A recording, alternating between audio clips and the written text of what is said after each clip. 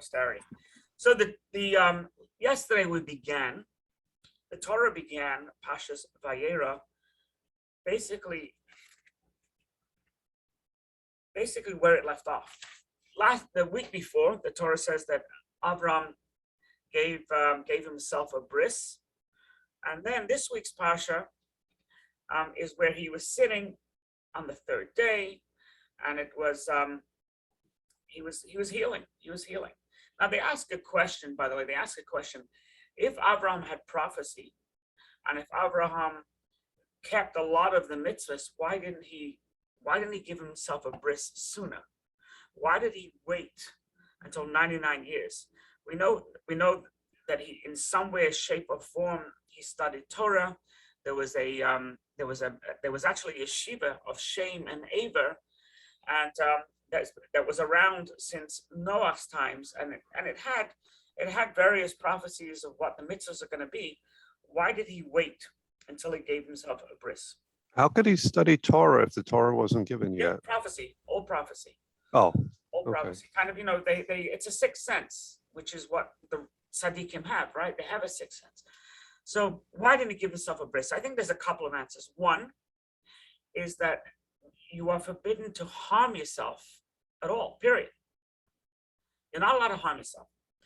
Giving a bris is a biblical commandment, so that basically overrides the commandment of not harming yourself. But he wasn't given that commandment, so he could not do it. Secondly, you only got one shot at this, right? You only got one shot. So what is greater? A mitzvah that you were told to do, or you do something where you're not told to do? So one would think, conventional wisdom would say that if you're a kid and you clean your room without your parents telling you, that's even greater than having your parents tell you, hey, clean your room. But it's not the case as far as mitzvahs are concerned. Before the Torah was given, or before God commanded, Abraham would have brised himself. It doesn't have longevity. Maybe he'll get the mitzvah for that few seconds or that couple of minutes, but then the mitzvah dies because it doesn't have longevity. There's no mitzvah behind it. There's no instruction behind it. And so therefore, before the Torah was given, as an example, Abraham could have put on tefillin and then used the same leather straps to lasso a steer. Because yes, while he's putting on the tefillin, it's a mitzvah. But once he takes them off, being that there was no instruction, these leather straps did not remain holy. And the same would be with this bris. So he would have the bris, it would be a mitzvah, but then the mitzvah would just fall by the wayside. And once again, he only has one shot. Another reason is, we know that someone who's not obligated in the mitzvah of bris should not give another a bris. So a Gentile giving a baby a bris is not acceptable. Why? Not because they're not talented, not because they don't know what they're doing. Even if they do everything to the T, a Gentile has no obligation to give a bris, to have a bris. And therefore, Abraham was not allowed to give himself a bris halachically, because he had no obligation. So he was like a Gentile in this regard. Once God told him to circumcise and to give himself a bris, then he had the mitzvah, and then it had longevity, and then it really meant something. And there are many reasons behind the bris. The main reason is that God told him to. God told him, get a bris. And so even whether he understood it, whether he did not understand it, he did. That's actually the number one reason. Why do we get a bris? Why do we bris our boys? Why do we ourselves get bris 8 days old when we couldn't defend ourselves? Is because God told us to. And because God told us to, we don't need another reason. It's almost like kosher. Why did God care which animal is kosher? Why did God care that certain things you can mix with milk, other things you can't mix with milk? Why did God care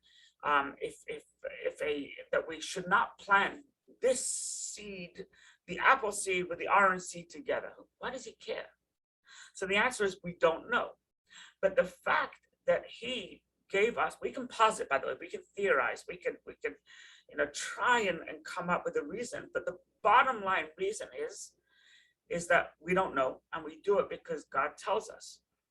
Furthermore, even if we did know the reason, even if logically it makes sense to us, that's not the reason why we do it either.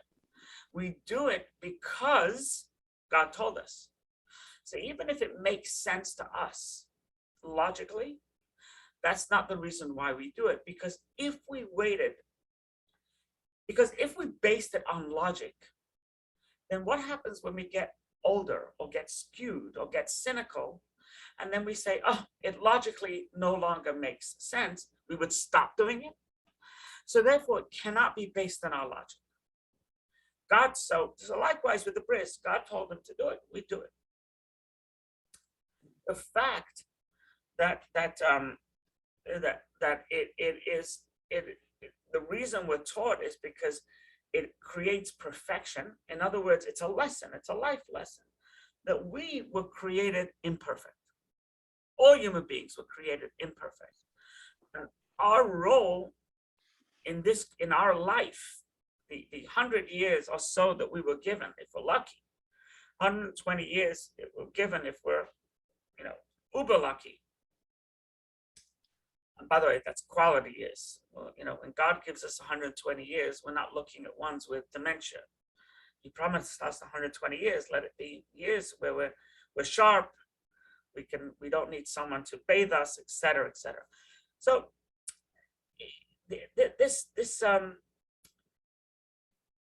our job in life is to perfect ourselves. It said we read it in Genesis when it says that God created the world by Chulu Hashemayim, God completed, and Asher bara Elokim lasas, which God created to make. What do you mean? He made it. So it means that he made it, and we have to perfect it. God made a perfectly imperfect world. Proof of the pudding is God created us with a foreskin, which had to be removed. Yes, of course he could have made it without a foreskin. He could have made it that way. But that wasn't the point. The point is everything in our life, even to our own body, is we need to perfect. And that is the lesson. It begins at 8 days old. And we don't understand it. It's lamaila mitam vadas. It's higher than our understanding. And by the way, this is why we're greater than Ishmael. Ishmael got a bris at 13. One could really ask a question and say, who was greater? The little baby who didn't know what was going on, Isaac? Or was Ishmael, who was 13 years old and could have said, you're going to do what? What? What you talking about, Willis, right? So who's greater? So what you would think Ishmael is greater because he said, yes, do it. I agree, even though you can do what, right? The answer is no, for the same reason. Ishmael said, do it. Ishmael could have said, don't do it. With the baby, it was high, it was transcendental. It's a transcendental mitzvah. It's a mitzvah that you basically doesn't make any sense on any level. So you do it at 8 days old, where you really have no say in the matter. But we do it for perfection. And that is why we do all these mitzvahs, by the way. Every mitzvah that God tells us to do, it's because there's obviously a divine reason. Some we understand, don't kill, don't steal. Most we don't really understand, right? Why do we have to make kiddush on wine? Why not apple juice? Why not water, right? Why not, apple cider, Lenny, right? Why not? Well, we know why not prune juice, because that will wreck the rest of your Shabbat. But but we don't ultimately know many of these things. We know it on some superficial level. Anyway, So Abraham did it. He did it for perfection. And God told him to. And it was the third day, it was the most painful, but he was sitting outside his tent. And the reason why he was sitting outside his tent, and this is basically a fundamental lesson in whom we are, especially as Jews. Abraham clearly knew his mission. His mission was inreach or outreach. His mission was to bring people from the outside into his tent, feed them, and talk about God, talk about monotheism, talk about the concept that there's not just one God, but there is only God, right? And even when he was on the third day, the peak of his uncomfortable, the peak of his suffering, he was still true to his mission. It did not let it sway him for a moment. So think about that. Many of us, most of us, nearly all of us, when we're in some type of pain, it could be mental pain, emotional pain, financial pain, spiritually bankrupt for the moment, right? Physical pain, we drop our mission. We say, I'm not in the mood. I can't do this. I'm not going to do this. I'm not going to shul this morning. I'm not going to put on the phone today. I'm angry. I'm sad. I'm feeling melancholy. I'm low. I'm depressed. And we let a mitzvah slide. The lesson from Abraham is the hardest day, the third day is the hardest day of a bris. For me, I don't remember it personally. All I know is I got a bris. I couldn't walk for nearly 2 years. Right? But he was true to his mission. It didn't stop him for a minute. He was outside, continuing where he left off. And not only that, he was conversing with God, right? And Vayeira, and he said, Adonai, imna matzasi chen beinecha, am lo savam alavdecha. He said, my master, do not leave me. Do not leave your servant. Who was he talking to? So it's ambiguous. It's vague. And it's purposely vague because it could be talking to the three men who he saw. Do not leave, do not leave. I know I'm wrapped up in bandages. I know the blood is seeping through, but I still want to help you. Or was he talking to God? God, I know you were visiting the sick, but please let me deal with the wayfarers. Let me deal with the three people I see. The Midrash tells us, by the way, these three people, one was dressed as a sailor who represented the water. One represented civilized world. He was a farmer, and the other represented a nomad, a person from the desert, which represented the uncivilized, uninhabited world. And they came to offer to be mevakeh chola. They came to heal the sick. So Avram left, according to the commentary, Avram left God. He said, God, nice chatting. Stick around. I got to do what I got to do first. So he ran and he fed these three, right? He fed these three angels. He recognized who they were, and he was true to his mission. And he fed them meat and he fed them milk. He fed them milk and he fed them meat. First milk, then meat. Hey, Herman. And the reason why is to teach us another lesson. That meat, if you have meat, you gotta wait. Whether it's 6 hours or 1 hour, it depends if you follow Rabbi Yosef Cairo or Moshe Isserles, or if you're from Amsterdam, you keep 3 hours. But you gotta wait. If you have milk, you can have meat right away, providing you wash your mouth out and have something of a piece of bread, then you can have meat right away. So he served them milk, and then he served them meat. And he served them this 5-star gourmet meal in the desert. And he showed them kindness. And he sat with them while they ate.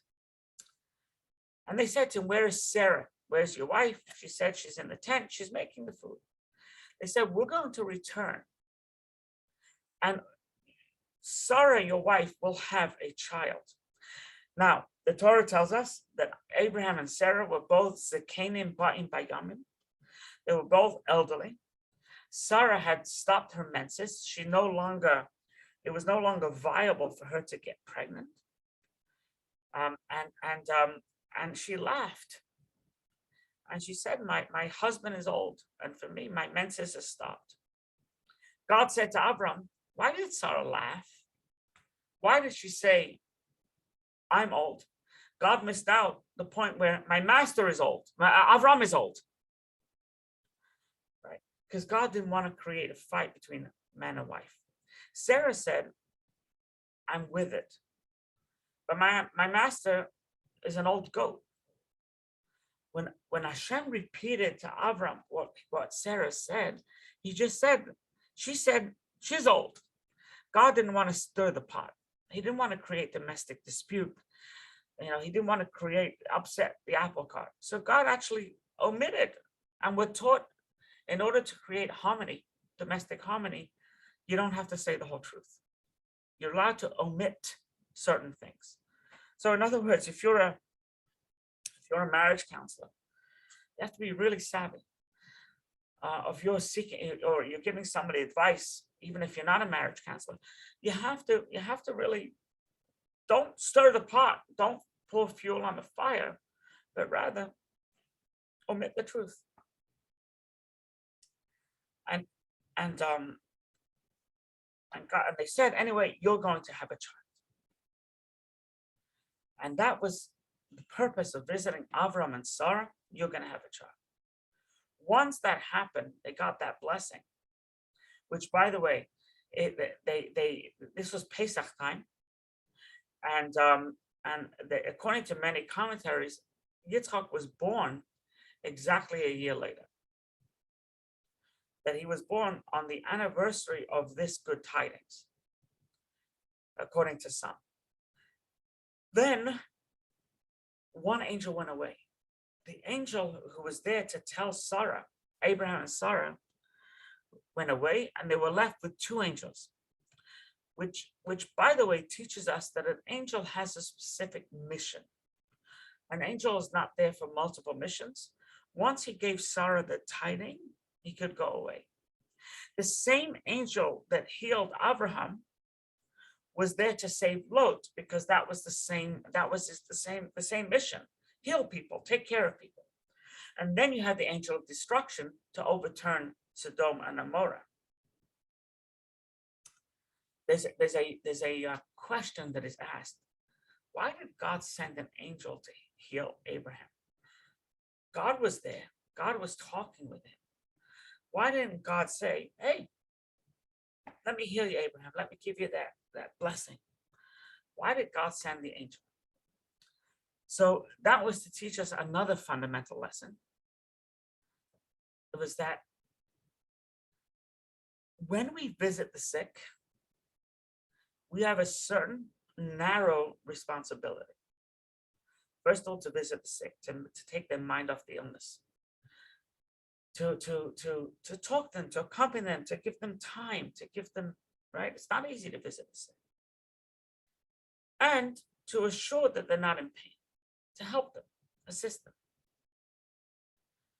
If you're in pain, to go out and say, nurse, the patient in bed 4B is hurting, please. He needs some help. Or, his catheter needs to be replaced. But you're not to replace the doctor. Many of us, they go visit the sick and they're already planning the next stage of healing. Okay, we got to get you to Sloan, and we got to get Dr. Levine, and we also have to get the surgeon, right, whose name is O'Reilly. That's not your job. Your job is not to heal. Your job is to comfort. Let the doctors, let the family, let them be apprised and make decisions. Your job is not to say, what is the next? Yeah, okay, you got to take, you got to get your prostate taken out completely. Who knows? Maybe you're wrong. Maybe there's other forms, other measures. So God sent the master to heal the sick, and not the one that can do everything and anything, right? And we learn from here, by the way, and it's tried and proven. When you have a loved one that is ill, so, and let's say I'm using mentally ill as an example. Do not make the mistake of sending them to an all-purpose healing place. Oh yeah, do you deal with anorexia? Yes, yes. You deal with depression? Yes, yes. You deal with alcoholic? Yes, yes. Sex addiction? Yes, yes. Do you deal with borderline? Yes, yes. Don't send them there. You have to send them to a designated place that they are the professionals, right? God was the all-purpose healer. He stepped away. He sent the angel to heal circumcision pain. Right? You cannot send to a place, and it's a huge mistake. And to send a place where if they're borderline, you got to send them to a borderline. And yes, they deal with the other comorbidities, but you cannot send them to a place that also deals with borderline. It's a mistake. They have an eating disorder, send them to an eating disorder place. And the point is well understood. Once they healed Abraham, and once the son, one angel left, and the two angels came, one to destroy Sodom, but the other one to save Lot.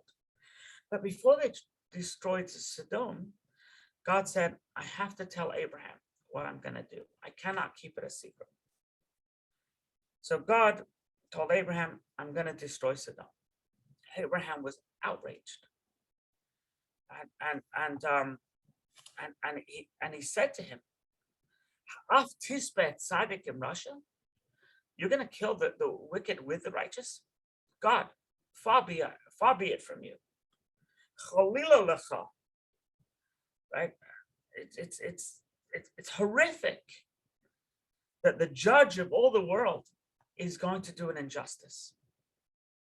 What if there's 50 tzaddikim? What if there's 50 righteous people? God said there's not. 45, God said there's not. 40, there's not. Right? 35, there's not. And Abraham went all the way down to 10. And God said there's not. Is nobody worth saving? God said no. No, absolutely not. In fact, even Lot is not worth saving. The only reason why he's being saved is because he's your nephew.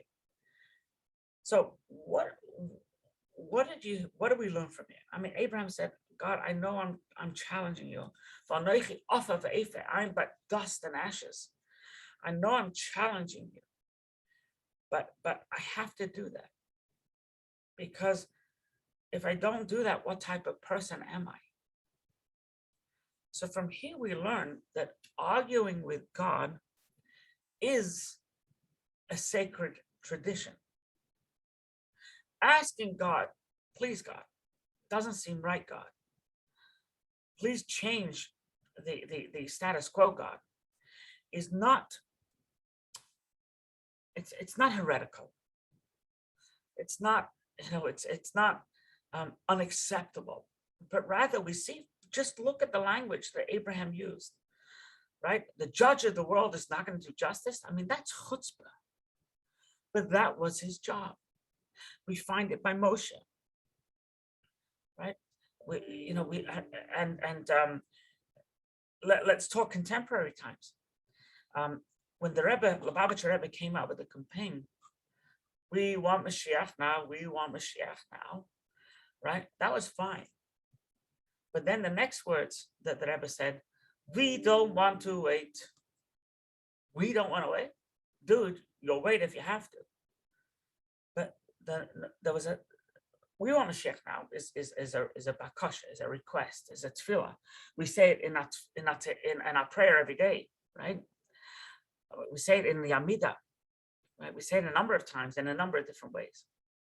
Hashivenu, B'Yerushalayim Ircha, Et Samach David, right? We say it. but we don't want to wait is we don't say. So when the Rebbe came out with that slogan, a lot of the Orthodox world said, "Oh, whoa, whoa, whoa, whoa, whoa! You've gone too far, Schneesen, right? It's too much." And the Rebbe said, "No, no, absolutely not, absolutely not. That's our job. When it's tut weh schreiten, when it hurts, you gotta yell." And he says, in fact, the Rebbe said the Jews made a mistake. The Jews made a mistake. When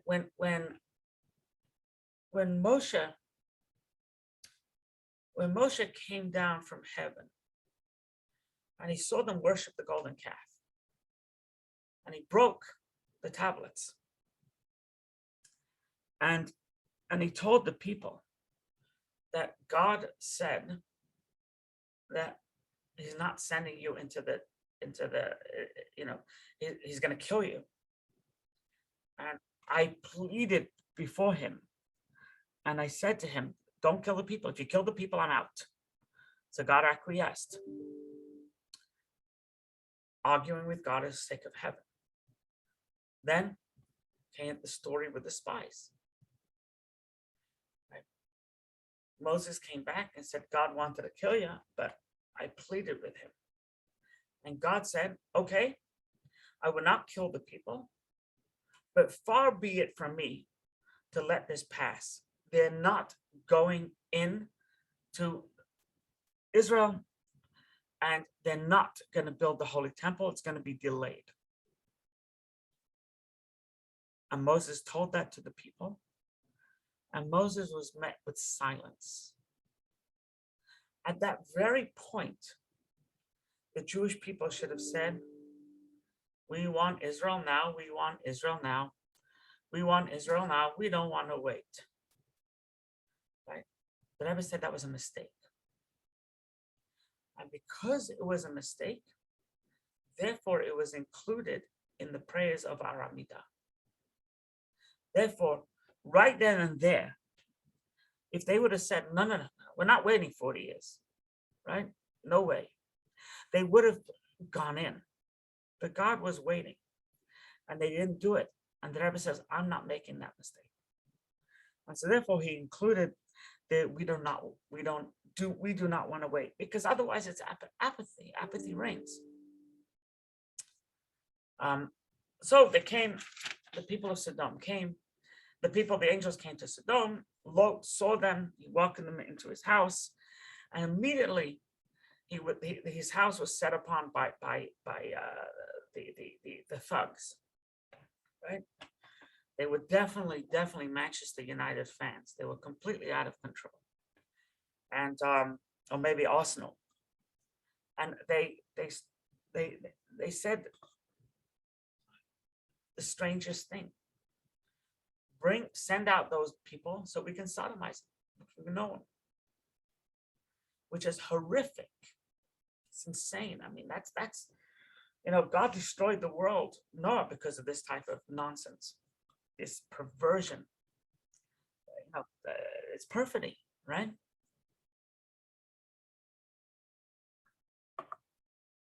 What did Lot do? Lot said, "Don't hurt these people. They came, Betzel Karasi. They came into my house under my shelter. Don't hurt them. Instead, take my daughters. Take my daughters." Right? That's how you know the caliber of why Sodom had to be destroyed. Don't please send us out, you people. We don't accept guests here. That's one level. Take my daughters who have not known man is a whole nother level. A father whose main job is to protect the kids. That's your main thrust, right? That's your main responsibility. A normal parent who doesn't live in Sodom would push the kid away and get hit by the bus, so that as long as the kid doesn't get hurt. Not so Lot. He pushed his daughters into the fire into the bus to save a couple of people he didn't know. That's warped. That's off. And that's why the Moabites and the Ammonites, they couldn't enter the Jewish people, right? Ever. A Moab, a male Moabite, the Torah tells us in Deuteronomy, they're done, right? An Egyptian who enslaved you, beat you up, yeah, you got to wait a few generations till you accept them. But a Moabite, never, never. Why? Because the Egyptians at least protect their kids. The Moabites, Lot, who's the ancestor, they're rotten to the core. They're irredeemable.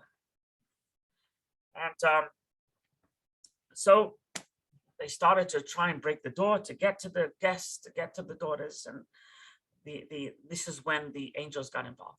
So the angels stood by the wayside. Once it became untenable, the angels hit the thugs with blindness, whether it was a spiritual blindness, whatever that was. And then they told Lot, we're going to destroy. Tell your family we're out of here. We cannot destroy until you're at a distance. So Lot went to his family, and his married daughters and his sons-in-law, they laughed. They go, this is not going to happen. All right. This is not going to happen. It's ridiculous. So Lot and Mrs. Lot ran with the two daughters, and they ran. Don't look back, they were told. And God destroyed Sodom and Amorah, never to be rebuilt, with sulfur, and it was God's version of napalm, Agent Orange, and it destroyed Sodom and Amorah. And Lot's children, married children. Now, why didn't they believe it? Why didn't they believe it? I think there's a pattern here. I think there's a pattern with mankind. Is who would have believed Nazi Germany in 1935 would have turned into 1938? Yes, it was bad, but they didn't believe. They didn't believe, and therefore they didn't get out. Could you blame them? Could you blame Lot's daughters? I don't think you can. Right? I don't think you can, because it was not. It's beyond, it's beyond your imagination, right? And so therefore, those that said it's coming, it's getting out, get out. It was believed by some, by most it wasn't. His married kids and his grandkids, they didn't get out. They didn't get out. And I think it's true today that there's many signs that there's a anti-Semitism is getting worse, right? There's many signs. And New York, you get beaten up in the streets of Brooklyn, New York, right? How many Jews are in New York? 3 million. The rest of the country is 2 million Jews, right? But yet New York has become this place where they set fire to yeshivas and all that, right? These are signs that we gotta unite. We gotta get stronger and fight it back, right? But people just brush it off as to isolated incidents. I mean, that's the way I see it. And I think we have to proceed with caution. We have a congresswoman in our midst who's anti-Semite, a New Yorker. It's insane. I don't know if you know this, by the way, but there's a fellow running for the legislature of our district here in Dix Hills, New York, Emmanuel Esteban. No relation to what's her name, Gloria Esteban. So he's running against a Jewess, Susan Berlin.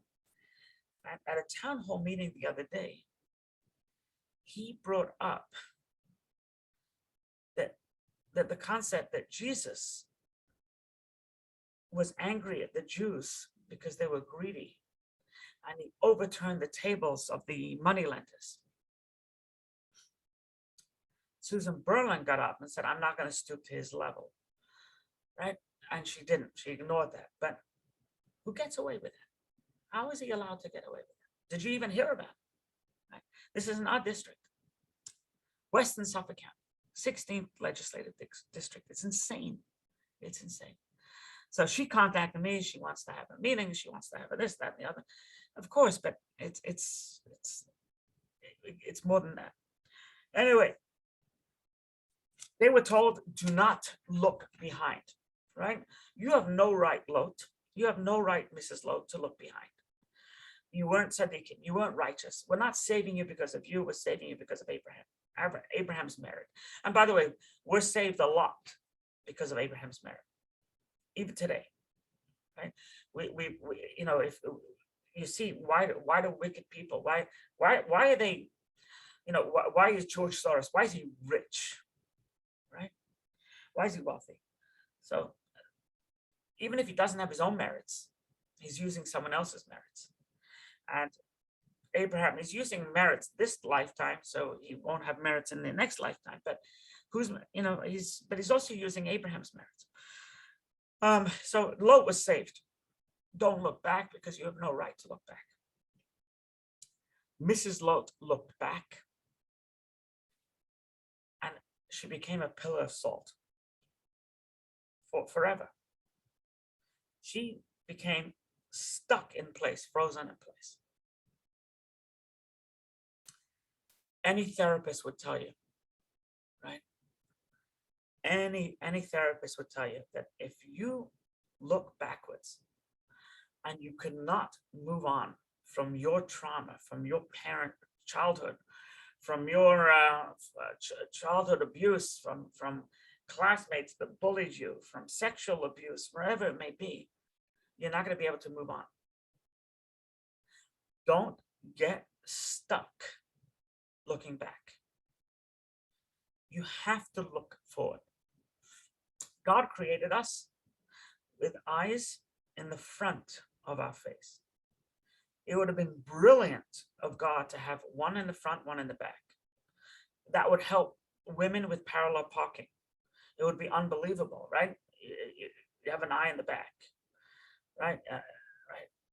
And actually, truth be told, on my first date with Zoe, I couldn't parallel park the car. I just couldn't do it. I kept on. So she goes, I'll do it.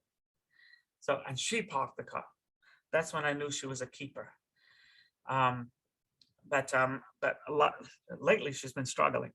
But God didn't make us that way. God made us with two eyes in the front of a head and no eyes in the back.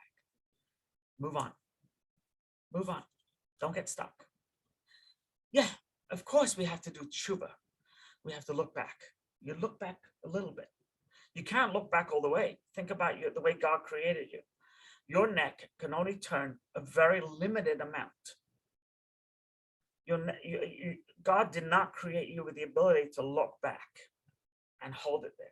You look back, say, I got to learn from my mistakes, and you move on. Otherwise, you're going to get stuck. You're going to become a pillar of salt, a useless, salty existence, right? Which does salt.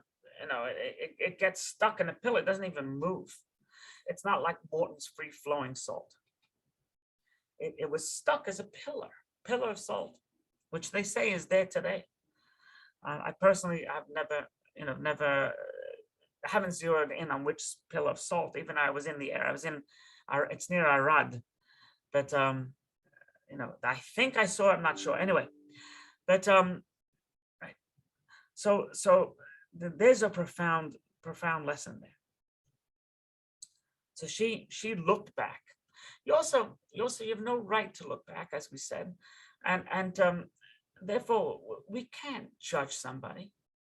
We can't judge somebody.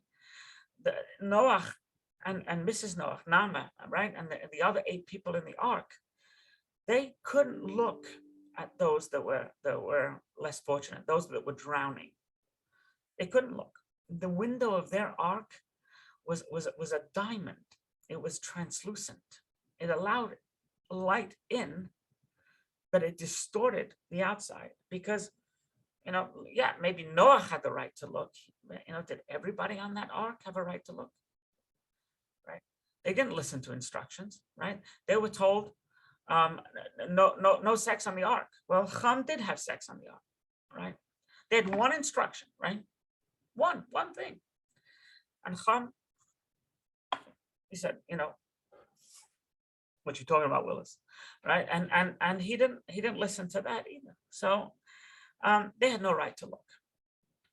So Lot didn't look, his kids didn't look, but his wife did. Mistake, bad move, no right. You can't judge somebody. Even on Yom Kippur, we see that the Kohen, before he asked forgiveness for his family, he asked forgiveness for himself. Before he asked forgiveness for Am Yisrael, Klal Yisrael, Kahal Yisrael, he asked forgiveness for his family. You cannot right away jump into, please God, forgive them, for they know not what they do, until you've cleaned out your own kitchenware. Mrs. Lot looked back. She had a lot of Star of Davids to bear herself. They got into this cave, and God destroyed Sodom and Gomorrah. And in this cave, a fascinating thing happened. Lot got drunk. How did he get drunk? Where was the wine from? So there's two opinions. One is that Lot, when he packed his bag, he was only allowed one bag, right? It was Spirit Airlines. The angels of Spirit, right? And they said pack lightly. So he didn't pack underwear. He packed Cabernet Sauvignon with a little Pinot Grigio. He took wine with him, right? That shows you what a nut job he is, right? You take bread, you take mayonnaise, right? You take tuna. No, he took wine. That's what he chose. I could see a lot of people do that, by the way, people I know. He took wine, right? Shallow. Another opinion is because of what happened next, God provided the wine in the cave. There was wine in the cave. So he came into the cave, he drank, said l'chaim to his daughters, and then his daughters raped him. It happened 2 nights in a row. He had sex with his daughters, which is, look, you don't protect them from others, you're going to end up doing the wrong thing by your kids. If you don't have the fundamental of helping, saving your daughters from rape, then it's as if you raped him. And he did. Now, granted, he was drunk. Granted, it was date rape, and it was the women that raped the man. By the way, Rambam is of the opinion that a woman can't rape a man. Rambam is of the opinion that a man can rape a woman, but a woman can't really rape a man. There has to be consensual on some level. And the Torah actually, when it uses the word that he did not know when she lied down and when she got up, there's a dot above when she got up, because at a certain point it became consensual. That's what Rashi says, that he knew. He knew. And they became pregnant. Both daughters became pregnant. They thought the world was over and it was up to them to populate the land. And they became pregnant. They had kids. And one of them was called Moav, which means no shame whatsoever. Me'av, from daddy. This is daddy's little girl, daddy's little boy. It's insane. The other one called it Ammon. It's my people's kid, which is less. And from Moav came Ruth. From Ruth came David. From David came Mashiach. So it had to happen. It had to happen. Why? Why was the illustrious Mashiach born from this sickening, offensive episode? Right? It's basically, it's a porn movie. Right? This is the type of thing you Caligula, right? This is not that you expect the Torah to. So the response given is because Mashiach had to be born, has to come from its DNA, from the lowest of the lowest. Right? It is, Mashiach has to be able to understand lowly things. Mashiach has to be able to resonate with white trash. Has to be able to, on some level.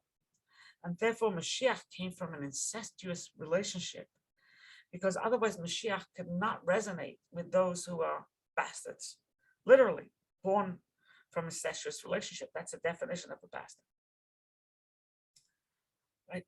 They tell a story that the second Lubavitcher Rebbe, the Mittler Rebbe, when he had Yechidus, private audience, so he had, and he basically, when he listened to somebody's tales of woe,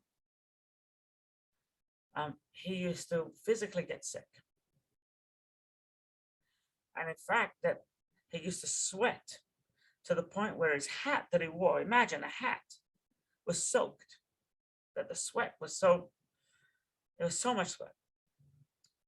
And he also used to develop, a psoriasis on his arms.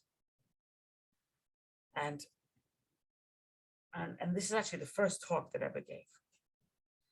And the Rebbe explained is that hearing about this stuff was so offensive to him, and it was so foreign to him, he couldn't absorb it. But he knew that if he was going to be the Rebbe to all, he had to absorb it. But it affected him, and he got psoriasis. It actually physically affected him. Because if it didn't affect it, it means it didn't penetrate. If it didn't penetrate, it means he couldn't give advice and counsel. It was only superficial. Oh, yeah. Why don't you? He had to absorb it, but he had to really allow this garbage in order for him to be able then to step out of it and give advice. But it affected him physically. And this was the idea of Mashiach, that Mashiach had to be affected. He had to be able to understand the law of the law. And so from this, one of the lowest things somebody could do, have sex with your own kid, right? It's not making love. You can't use that word here. It's having sex. Is Mashiach. That was the outcome. Because he has to be Mashiach to all, not just to the nobles, and not just to the tzaddikim, and not just to the quasi observant, but to the white trash as well. I have to stop here. I have an unveiling shortly, but this will be recorded. If you, it will be put on the website. If you want to get a review, share it, etc. God bless. Thou shalt have a good day. Be well. Shavua Tov.